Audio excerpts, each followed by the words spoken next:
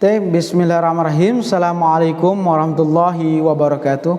Baik anak sekalian yang Ustaz cintai karena Allah Subhanahu wa taala, tidak terasa kita sudah memasuki pertemuan ke-9 ya. Masih dalam bab yang sama, yaitu tentang persatuan dan keberagaman masyarakat Indonesia. Baik, untuk itu anak sekalian, marilah kita berdoa terlebih dahulu sebelum kita mulai pembelajaran pada pertemuan ke-9 ini ya. Silakan untuk membaca Al-Basmalah dengan doa mencari ilmu ya masing-masing ya. Bismillahirrahmanirrahim. Rabbi zidni ilman warzuqni fahman. Raditu billahi rabba wa bil islami dina wa bi Muhammadin nabiyya wa rasula. Allahumma amin. Baik anak sekalian yang saya cintai Allah Subhanahu wa taala, pada minggu kemarin ya, pertemuan kemarin kita membahas tentang persatuan dan keberagaman masyarakat Indonesia ya. Masih bagian B ya, bagian A ya. Ustaz sekalian mau review dulu pertemuan yang kemarin ya, pekan kemarin, tentang persatuan dalam keberagaman masyarakat Indonesia. Ya. Ustaz pernah sampaikan bahwa bagaimana, coba perhatikan masyarakat lingkungan kalian yang berbeda-beda. Sudah kan waktu minggu kemarin ada yang dari Batak, ada yang dari Aceh, ada yang dari Sumatera, Kalimantan, ya, Maluku dan sebagainya. Mungkin ada di daerah sekitar kalian. Itulah bahwa Indonesia ini adalah negara yang majemuk, yang bermacam-macam suku, bermacam-macam bahasa, bahkan agama. Mungkin di sekitar rumah kalian ada yang beragama non muslim ya. Ada yang ada Konghucu mungkin, ada Kristen, adakah Hindu, Buddha, mungkin ada di sekitar kalian. Karena itu adalah majemuk. Nah, kemudian minggu kemarin juga saya sampaikan tentang keberagaman Indonesia mengisyaratkan adanya suatu persatuan dari perbedaan. Jadi kita terus mencari persamaannya, lupakan tentang perbedaan-perbedaannya. Jangan dimunculkan perbedaan-perbedaannya sehingga kita menjadi negara yang selalu tidak bersatu gitu ya. Saling mencaci maki dan sebagainya. Ya, itu kita harus tinggalkan. Nah, kemudian dalam minggu kemarin juga saya sampaikan tentang prinsip. Kita akan membahas dua prinsip penting, yang Bhinneka Tunggal Ika dengan wawasan Nusantaranya.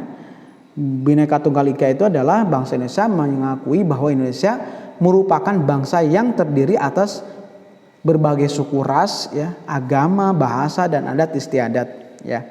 Kemudian ada wawasan Nusantara, bahwa Nusantara itu waktu saya sampaikan, kita tuh harus tahu tentang jati diri kita. Kita sekolah di SMPT Askia, tapi kita harus tahu bahwa di SMP itu ada apa saja sih kegiatannya, belajarnya seperti apa sih, aturannya seperti apa tuh. Kita harus mengetahui. Nah, disebutlah itu adalah wawasan keazkiaan. Nah, wawasan Nusantara juga kita sebagai warga negara yang baik harus mengetahui bahwa kita sebagai warga Indonesia harus tahu ya, kita tuh orang Sunda gitu ya. Oh, dia orang Aceh. Dia orang Maluku, dia orang NTT. Harus tahu tentang suku-sukunya sehingga kita setelah mengenal, setelah tahu, kita saling menghargai gitu ya, perbedaan itu. Kita sudah tahu bahwa Indonesia itu adalah negara yang majemuk. Majemuk itu beragam. Bahkan Indonesia itu negara yang sangat luas gitu kan. Ya, minggu kemarin saya sampaikan. Nah, cara pandang suatu bangsa itu dari lingkungan yang dijabarkan dari dasar falsafah dan sejarah bangsa tersebut sesuai dengan posisi dan kondisi geografis negaranya untuk mencapai tujuan atau cita-cita nasionalnya gitu ya. Nah, bahkan kemarin juga Ustaz sampaikan dalam wawasan Nusantara tersendiri terdapat 4 konsep, yaitu persatuan kesatuan yang bidang politiknya ya, ekonominya harus gotong royong bersama, sosial budayanya bermacam-macam kita harus tahu, dan pertahanan keamanannya gitu ya. Nah, bahkan pekan kemarin Ustaz juga sampaikan ada latihan soalnya ya, bagian A. Mudah-mudahan kalian sudah semuanya mengerjakan. Nanti ketika tatap muka Ustaz akan periksa ya. Nah, anu sekalian yang Ustaz cintai karena Allah Subhanahu wa taala, insyaallah hari ini ya, pertemuan ke-9 Ustaz akan sedikit membahas tentang permasalahan keberagaman dalam masyarakat Indonesia. Permasalahan keberagaman dalam masyarakat Indonesia. Baik anak sekalian, ya, saya mau sedikit menyampaikan. Telah kita ketahui bersama bahwa Indonesia merupakan negara kepulauan, ya, yang sebagian besar wilayahnya dipenuhi oleh sebagai etnis, ya, dengan adat istiadat yang berbeda. Coba lihat ini, begitu luas banget Indonesia. Ini, ya, Pulau Jawa, Bali, kemudian Sulawesi, Kalimantan, kemudian Papua, gitu ya, luas banget Indonesia. Tentunya di Indonesia ini bermacam-macam suku, beraneka ragam tentunya, bahasa dan sebagainya, ya, yang Ustaz pernah sampaikan waktu itu. Nah, telah kita ketahui bersama bahwa Indonesia merupakan negara kepulauan yang sebagai besar wilayahnya dihuni oleh berbagai etnis, suku, ya, dengan adat istiadat yang berbeda-beda. Nah, kalau kita tidak memahami ini, pasti kita akan menampilkan tentang perbedaannya saja. Maka kita akan menjadi negara yang selalu bergesekan satu dengan yang lainnya, ya. Menjadi negara yang saya yang paling benar, dia yang paling salah. Iya, yang paling itu, ya, yang sering kita dengar saat-saat ini. Kenapa? Karena mereka ini kita tidak tahu tentang makna persatuan dan kesatuan, ya. Nah, perbedaan yang ada di Indonesia mencakup berbagai bidang. Tidak hanya dapat dilihat dari perbedaan secara fisik manusia, ya, fisik manusia, ras, hitam kulitnya, misalkan, ya, rambutnya gimbal dan sebagainya, ya, ada kan seperti itu. Tetapi mencakup juga perbedaan suku, bangsa, agama dan kepercayaannya, ya. Nah, kemudian apa sih permasalahan keberagaman dalam masyarakat Indonesia itu akan muncul. Munculnya menjadi apa? Konflik. Konflik itu berarti ada masalah yang dapat muncul dalam keberagaman masyarakat Indonesia adalah konflik. Konflik itu berarti bisa terjadi tawuran, ya, karena konflik, permasalahan itu karena beda pendapat, kerusuhan, ya, konflik, permusuhan, peperangan, itu terjadi konflik di negara kita. Kalau keberagaman di kita itu selalu dipermasalahkan. Tapi kata Ustaz sampaikan bahwa persatuannya yang harus dimunculkan. Keberagamannya, perbedaannya di nomor dua kan. Kita harus nomor satukan dulu tentang kebersamaannya, ya, persamaannya. Nah, kalau sudah seperti itu maka tidak akan terjadi konflik, ya. Kenapa di Indonesia itu terjadi konflik? Karena perbedaan-perbedaan itu yang dimunculkan. Ya, anu sekalian, di dalam Kamus Besar Bahasa Indonesia, ya, dalam Kamus Besar Bahasa Indonesia KBBI, konflik didefinisikan sebagai percekcokan. Cekcok itu berarti apa? Ya, ada masalah tidak bisa diselesaikan, kemudian masalah itu diselesaikan dengan api. Ini saling bakar, saling serang, gitu ya. Perselisihan atau pertentangan, ya, saling ancam mengancam. Ya, kemarin rame itu kan di Sukaraja, satu misalkan tentang sapu jagat, yang satu dengan ini yang dari mana, Tangerang, itu kan bentrok. Kenapa? Karena dikedepankan tentang perbedaannya, bukan persamaannya. Nah, sekalian, dalam pembelajaran ini banyak sekali makna kita, ya. Jadi permasalahan keberagaman dalam masyarakat Indonesia ini kita harus mengetahuinya dengan baik. Sujono Sukanto mengemukakan 4 faktor yang dapat menyebabkan terjadinya konflik, ya, katanya konflik dalam masyarakat nih. Pertama, perbedaan antar individu, ya, saling ejek mengejek, gitu ya, antar, gitu. Jadi konflik itu akan timbul ketika kita perbedaan antar individu saling ejek mengejek. Kemudian perbedaan kebudayaan kadang menjadikan konflik, ya. Perbedaan kepentingan, yang satu ini ingin ini gitu ya. Yang satu ingin ini agar menang. Misalkan pemilihan umum nih kemarin, yang satu dukung A, yang satu dukung B. Itu kampanye rame banget, ya, saling ejek mengejek karena ada kepentingan di dalamnya, gitu ya. Akhirnya ketika dia menang, yang kalah membuat onar misalkan ya, atau misalkan yang menang karena curang. Nah, itu juga akan mendatangkan konflik gitu ya. Dan perubahan sosial. Nah, itu ya menurut Surjono Sukanto mengemukakan 4 faktor yang dapat menyebabkan terjadinya konflik. Silakan nanti dicatat ya ini ya.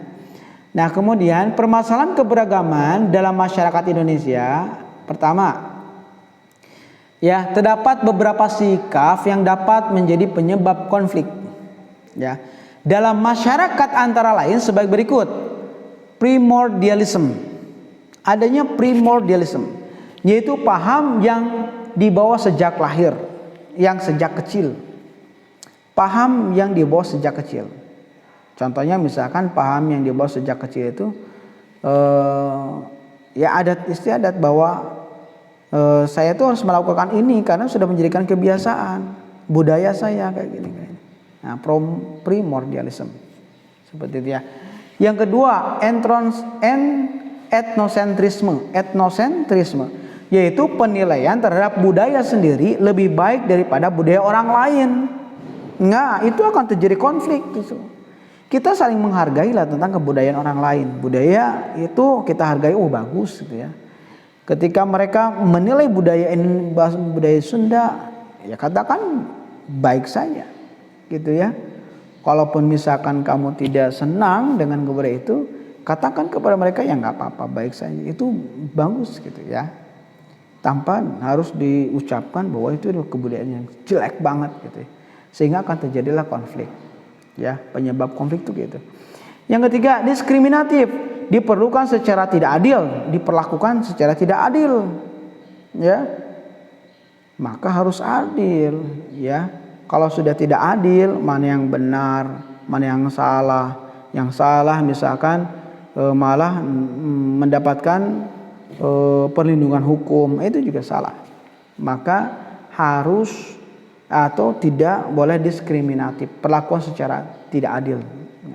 Kemudian stereotip, ya, stereotip tentang hal positif atau negatif atau menyederhanakan hal kompleks. Contoh, orang gemuk biasanya makan rakus dan sebagainya. Belum tentu kan yang gemuk itu makan rakus gitu ya. Bisa jadi gemuk itu ya karena misalkan terlalu banyak makan vitamin atau misalnya apa ya. Jadi jangan langsung menganggap orang itu kayak gitu, jangan. Tapi harus ada tabayun kalau ada masalah ya, jelasin dulu masalahnya, duduk pakai. Jadi jangan sampai menjudgment bahwa dia itu salah gitu. Enggak, harus ada menjadi orang penengah. Kemudian fanatisme ini juga sangat bahaya ya. Kaitan secara berlebihan. Karena kita sudah fanatik ya. Contoh misalnya pemilihan presiden kemarin ya. Ustaz merasakan itu.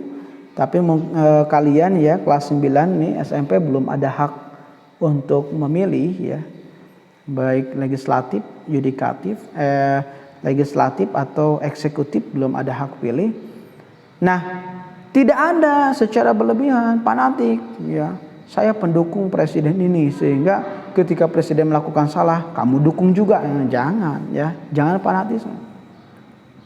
Kemudian eksklusivisme adalah cara pandang suatu agama terhadap agama yang berbeda ya. Jangan menganggap bahwa agama kamu itu misalkan agama yang paling benar. Ya mungkin kalau sesama muslim, tapi bisa saja kalau Ustaz berpendapat bahwa Islam itu adalah agama yang paling benar. Ya, benar. Tapi ketika keyakinan ini disampaikan kepada orang bahwa agama Islam adalah yang benar, mungkin dia juga akan berpendapat sama bahwa agama saya juga adalah agama yang paling benar. Nah, oleh sebab itu anak sekalian, bahwa kita jangan terlalu banyak memunculkan permasalahan-permasalahan tentang perbedaannya, tapi munculkanlah tentang persamaan-persamaannya. Baik ya.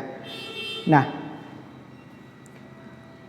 kemudian Sujono Sukanto menyebutkan 5 bentuk khusus konflik atau pertentangan yang terjadi dalam masyarakat. Kelima bentuk konflik atau pertentangan itu adalah sebagai berikut. Pertama, konflik pribadi. Ya, kadang kalau masalah hutang antar pribadi itu akan menjadikan konflik. Ini belum bayar hutang, gimana sih? Sampai ada debt collector yang menagih hutang, tidak bayar-bayar, akhirnya terjadi pertengkaran hebat gitu ya, atau misalkan rumahnya disita sebagainya. Itu bisa terjadi konflik pribadi mawar dari situ. Ada kelompok rasial, ada konflik antara kelas-kelas sosial, ada konflik politik ya, ada konflik internasional, itu terjadikan konflik. Nah, kalau udah konflik internasional, subhanallah, ini akan mengakibatkan banyak korban ya dari suatu permasalahan-permasalahan yang muncul. Nah, seperti itu ya hadirin sekalian. Nah, jadi permasalahan dan keberagaman dalam masyarakat Indonesia, terjadi konflik dapat menimbulkan sejumlah hal. Ya, antara lain, pertama, perpecahan dalam masyarakat pasti. Kita konflik dengan orang lain, tetangga, atau kamu dengan orang tua, itu akan menjadikan perpecahan di rumah tangga. Kalau dengan orang tua. Kalau misalnya masyarakat, kita akan melakukan perpecahan dalam masyarakat. Ya. Kemudian kerugian harta benda dan korban manusia. Kerugian harta benda, korban manusia juga banyak yang meninggal. Ya, contoh banyaklah tentang kasus di Poso misalkan ya, ketika tahun 95 atau 93 nih. Ya, terjadi Poso. Antara orang Kristen dengan Islam perang, ya. Masya Allah. Masalahnya sepele gitu ya, tapi banyak korban manusia yang berjatuhan meninggal. Korban dari umat Islam banyak, korban dari umat Kristen juga banyak. Jadi dua-duanya rugi ya. Masya Allah. Ini negara kesatuan Republik Indonesia itu harus menjunjung tinggi nilai-nilai persamaan dan persatuannya. Kemudian ketiga, kehancuran nilai-nilai norma yang ada ya.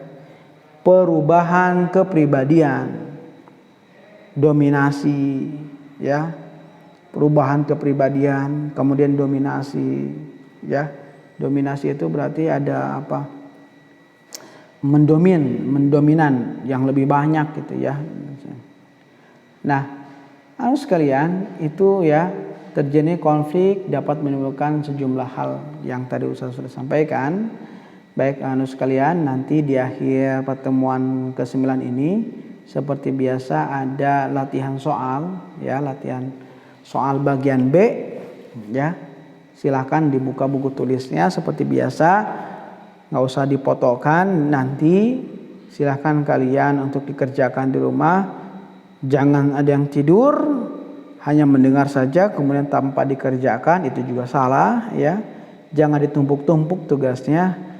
Kerjakan dari sekarang selagi kalian bisa ya, insya Allah lah semuanya bisa, karena waktunya sudah diberikan ya.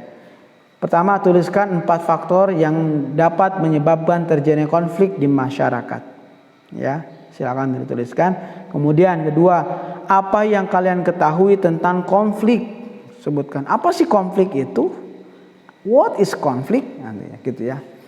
Kenapa konflik itu bisa terjadi? Yang ketiga, silakan dituliskan di buku tulis kalian. Nanti Ustaz akan periksa ya. Itu saja mungkin pertemuan ke-9 ini ya. Mudah-mudahan kalian dalam keadaan sehat walafiat dan bisa mengerjakan tugas ini dengan baik. Ya. Itu saja yang perlu saya sampaikan, kurang lebihnya mohon maaf.